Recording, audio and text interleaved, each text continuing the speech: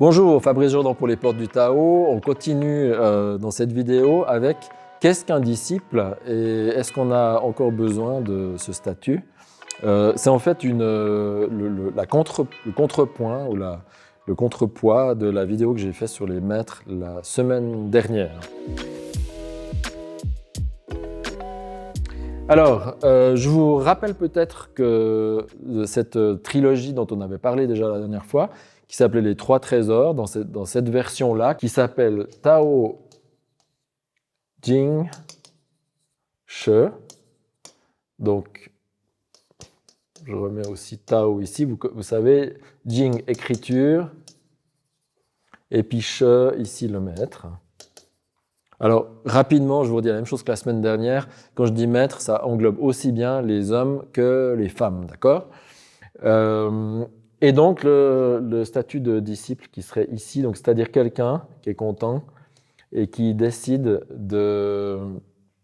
d'apprendre avec un maître. Alors, d'abord, les deux notions sont complètement liées, parce qu'il n'y a pas de maître sans disciple et vice-versa, ça n'a aucun sens.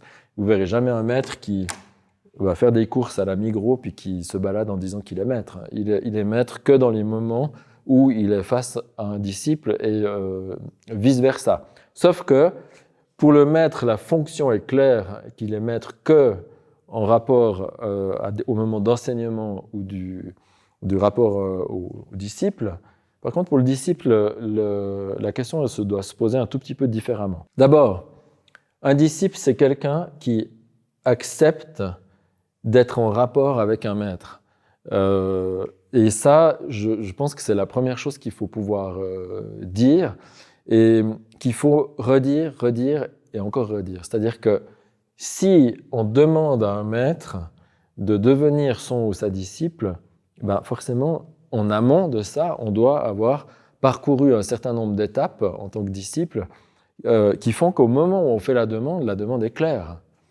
Par exemple, quand vous demandez quelqu'un en mariage, c'est pas au moment où vous demandez la personne en mariage que vous vous posez la question de savoir si cette personne est la personne adaptée pour vous pour cette demande. Vous avez dû tester normalement bien en amont et peut-être vous avez eu des semaines, des mois, des années avant pour tester en fait.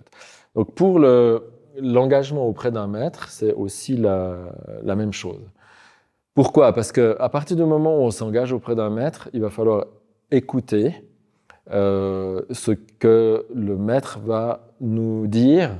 Et il faut avoir un présupposé que ce que le maître va nous dire, ici, c'est pour notre propre bien. Donc, ça veut dire qu'en tant que disciple, la première étape qu'il faut avoir traversée, donc, ça veut dire qu'il faut avoir fait le constat que tout seul, ça va être compliqué et qu'on va ne pas voir un certain nombre de choses seul, sans un regard externe. Voilà. Ça, c'est déjà la première étape.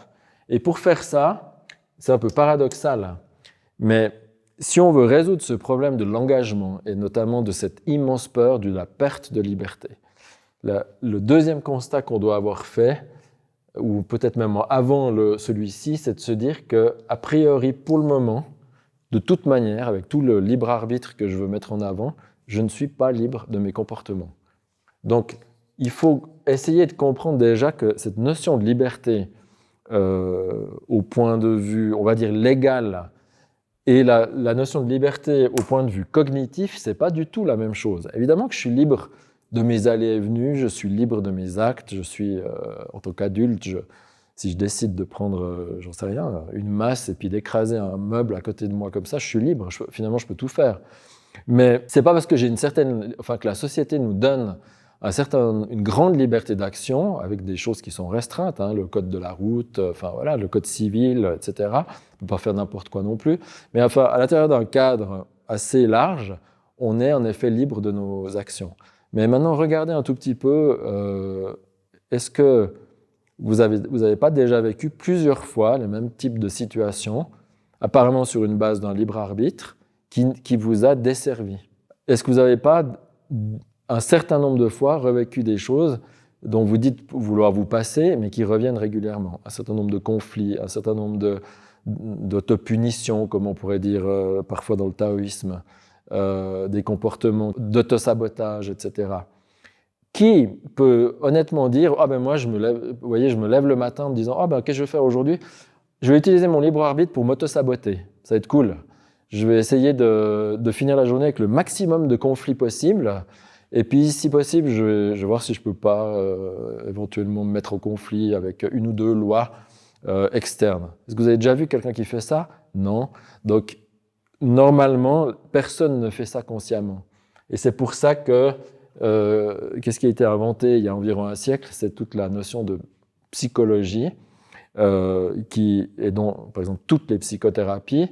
Un des buts des psychothérapies, c'est de nous rendre plus conscients, de créer de l'introspection, pour nous rendre plus conscients de tous ces mécanismes sous-jacents qui ne nous rendent pas libres, justement. Donc, il n'y a rien d'horrible à dire qu'on n'est pas libre, et même je dirais que plus vite on s'en rend compte, plus vite on se rend compte qu'on est agi par des choses familiales, par des injonctions qu'on a acquis, par des schémas parentaux, par n'importe quel mécanisme de défense, etc.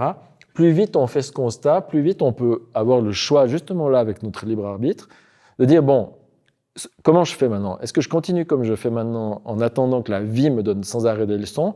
Ben, c'est clair qu'on va obtenir des leçons de la vie, mais en général, elles se font de manière brutale, si on n'arrive pas, nous, à le décider par nous-mêmes.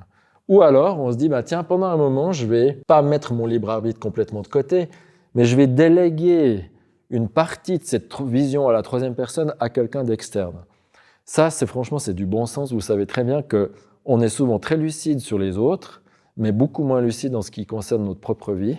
Et vous voyez bien que des fois, vous voyez super bien ce qui se passe dans la vie de quelqu'un d'autre, mais quand il s'agit de la vôtre, on tombe tout le temps dans les mêmes pièges.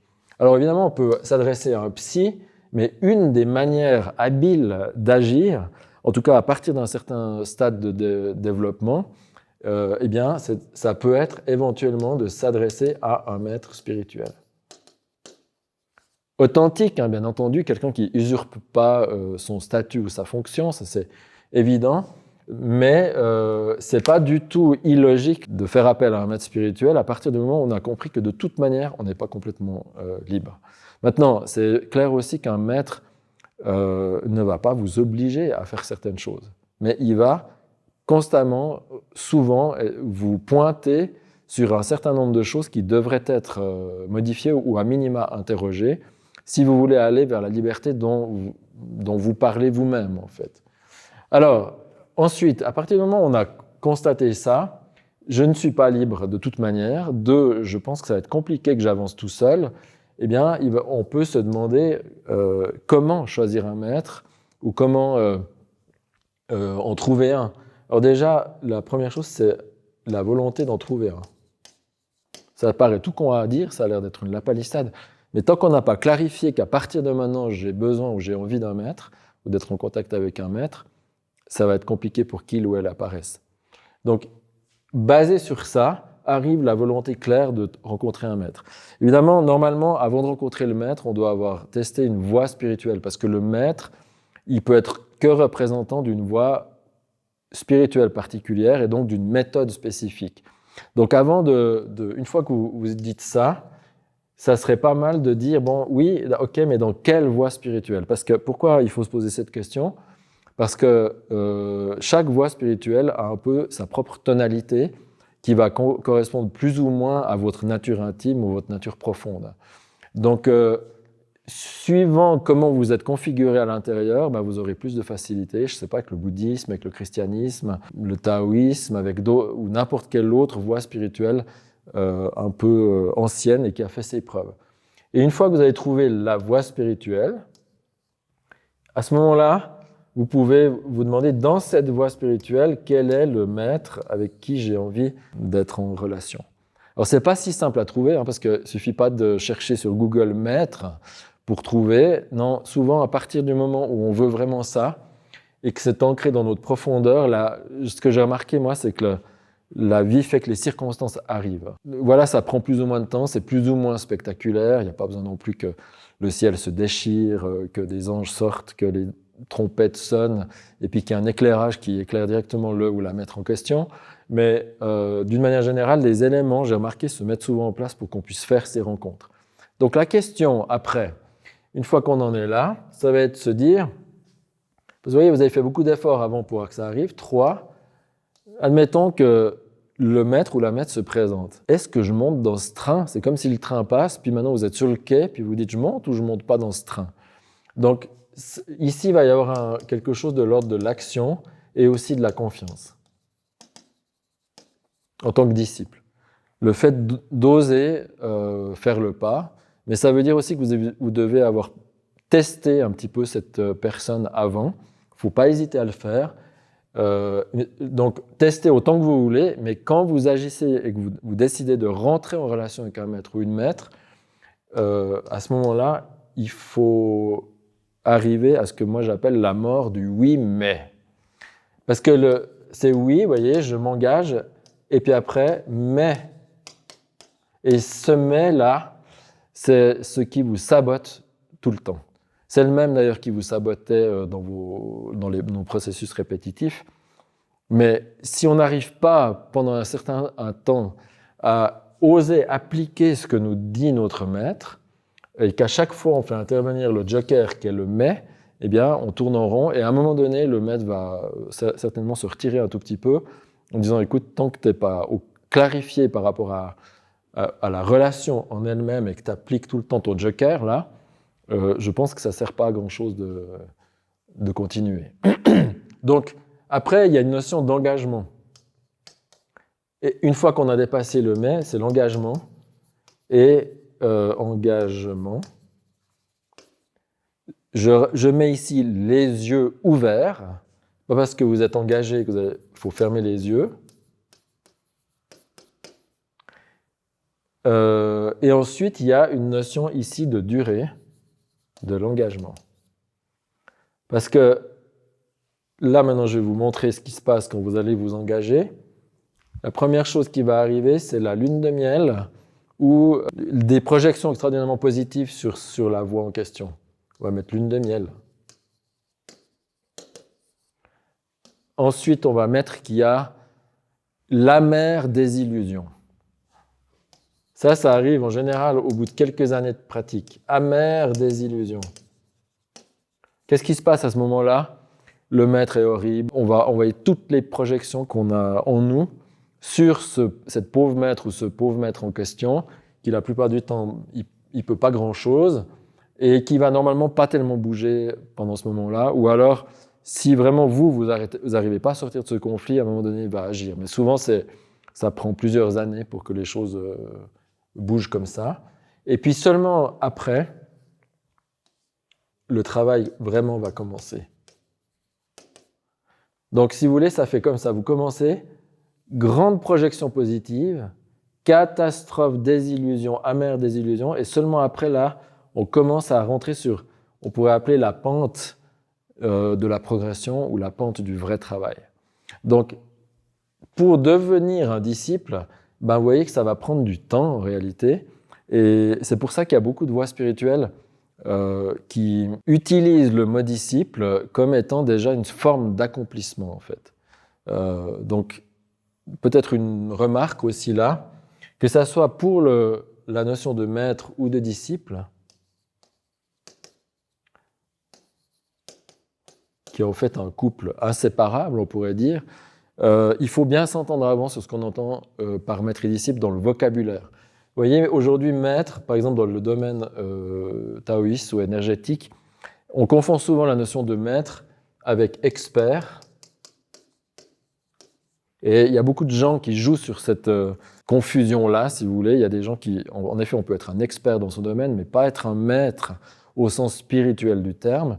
Et donc, la deuxième chose, c'est qu'on pourrait parler de sage. Donc, quand vous parlez de maître, demandez-vous à quoi vous faites référence aussi. Ce n'est pas la même chose de s'engager auprès d'un expert qu'auprès de quelqu'un qui fait preuve d'une forme de sagesse. Et là, vous voyez qu'en fait, on a deux choses différentes. L'expert maître, ici, il nous parle plutôt de compétences. Tandis que le sage, il nous parle plutôt de maturité. Et on est dans deux axes ici différents. Alors, normalement, le maître, je le mets volontiers comme ça, il doit faire preuve des deux. Il doit avoir des compétences spécifiques dans un domaine particulier et il doit avoir grandi et faire preuve d'un minimum de sagesse. Maintenant, pour le disciple, c'est la même chose. Il y a élève.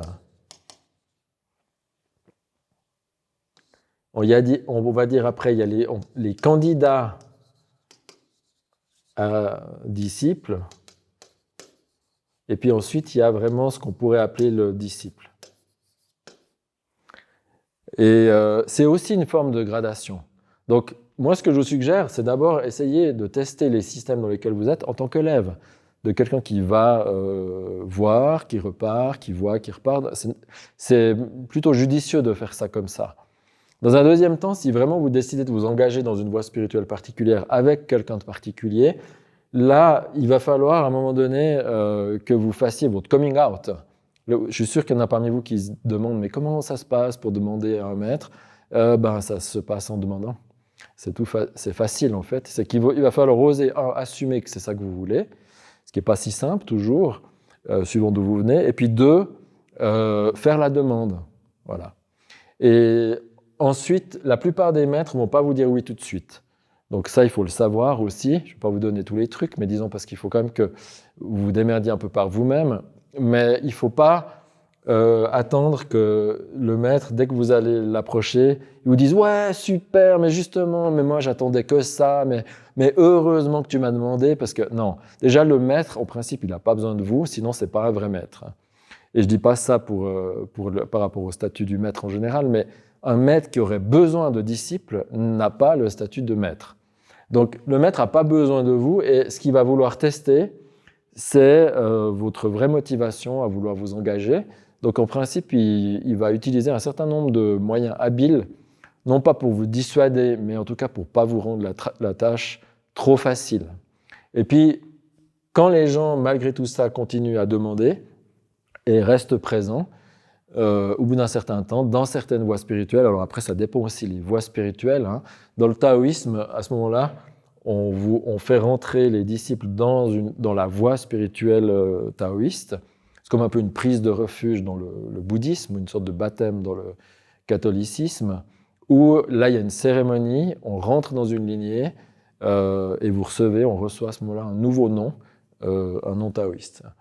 Et puis ensuite, à l'intérieur des disciples, eh bien, il y a aussi une progression qui évidemment se poursuit. Maintenant, qu'est-ce qui relie les deux ? Ici, maître et disciple, c'est que le maître lui-même est un disciple. C'est ce que je vous ai dit tout à l'heure, une des caractéristiques principales du maître, c'est que c'est un disciple à plein temps. C'est un disciple professionnel. Tandis que la plupart du temps, les disciples, c'est des disciples amateurs ici. Et c'est pour ça Durkheim, qui avait beaucoup d'humour, disait il n'y a aucune différence entre le maître et le disciple, les deux sont en chemin, sauf que chez le maître, ça se voit un peu plus que chez le disciple. Voilà. Et pourquoi ? Parce que c'est justement devenu un disciple à plein temps. Et le maître ne se définira jamais en tant que maître, mais en tant que pratiquant. Pratiquant. Voilà. Donc, de là, vous pouvez déduire les qualités que devrait avoir un disciple, parce que nous, en tant que disciples, c'est ça qu'on doit se poser comme question. Est-ce que j'ai ces qualités ? Est-ce que c'est ça que j'ai envie de développer ? Et évidemment qu'on reçoit beaucoup en échange. Ça ne sert à rien d'être disciple si on ne reçoit rien. C'est un échange aussi. C'est une sorte de contrat spirituel qu'on a avec quelqu'un. Et celui-ci peut être discuté, souvent d'ailleurs discuté largement en amont, et peut être aussi, comme n'importe quel contrat, réévalué en cours de route. Et c'est pour ça qu'il y a souvent des entretiens entre maître et disciple, en tout cas annuels, ou peut-être même plus souvent parfois. Voilà. Donc, j'ai conscience qu'on a fait qu'effleurer les deux sujets, du maître et du disciple. Il y aura encore beaucoup à dire. Si vous avez des questions qui sont soulevées par ce que je viens de vous dire là, des comment, des pourquoi, ou si vous n'êtes pas d'accord avec certaines choses, n'hésitez pas à le mettre dans les commentaires. Ça nous aide aussi, c'est une manière de rendre un peu d'énergie à cette vidéo et à ce qu'on fait. Si la vidéo vous semble utile aussi pour vos propres voies spirituelles ou pour d'autres, n'hésitez pas à la partager. Et puis, n'oubliez pas de vous abonner à la chaîne, d'activer le petit gli-gli là pour être averti des prochaines vidéos. La semaine prochaine, ça sera l'Astro Tao qui sera centré sur l'énergétique de l'année 2023. On change d'année tout prochainement, donc on va voir un tout petit peu quelle va être l'ambiance de cette année en rapport surtout à l'année un peu rude qu'on vient de vivre. À tout bientôt.